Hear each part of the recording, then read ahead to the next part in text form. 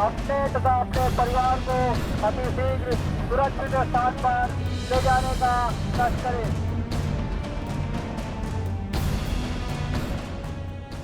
चारों तरफ पानी ही पानी और छतों पर खड़े अपनी बेबसी को ढोते ये लोग। ये जो तस्वीरें आप देख रहे हैं वो वेनिस की नहीं है, ना तो ये पानी के ऊपर बना शहर है, ये तो पानी में डूबा एक शहर है जहां संगम होता है वादो, दावो और फरेब का, और बन जाती है सियासी संगम की ये तस्वीर।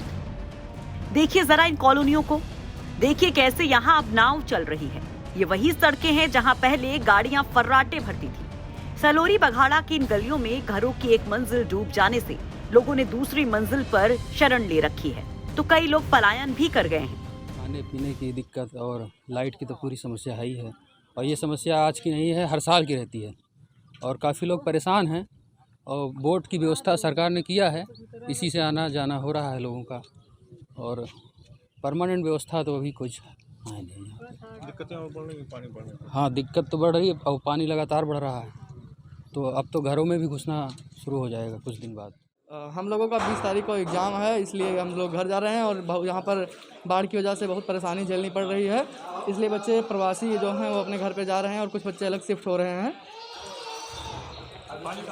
पानी काफ़ी तेज़ी से बढ़ रहा है और यहाँ पर बच्चों को बहुत सी परेशानियों और मुश्किलों का सामना झेलना पड़ रहा है। के आसपास से गंगा जी का स्तर लगातार तेज़ी से बढ़ रहा है, जिसके कारण यहाँ पे रहने वाले लगभग 1000 के घर के आसपास जो प्रतियोगी परीक्षाओं के तैयारी करने के लिए आए हुए छात्रों को बहुत सारी तकलीफ़ें हो रही हैं, जिसके कारण अब स्तर बढ़ रहा है। तो उन्हें इसेंशियल सर्विस, जो रोज़ाना काम आने वाली चीज़ें, साग सब्जी आदि के लिए उन्हें अब बाहर जाना पड़ेगा, तो घुटने पर पानी हो गया है। तो अब रोज़ तो जाना इतना मुमकिन नहीं है, तो इसीलिए अब वो पलायन कर रहे हैं, अपने घर की ओर जा रहे हैं। तो लगभग 10-15 दिन के आसपास उनकी ये बाढ़ की स्थिति थोड़ा कम हो जाएगी, तो वो फिर से यहाँ पे आएंगे और अपनी प्रतियोगी परीक्षाओं की तैयारी में फिर से जुट जाएंगे। तो यही हालात हैं।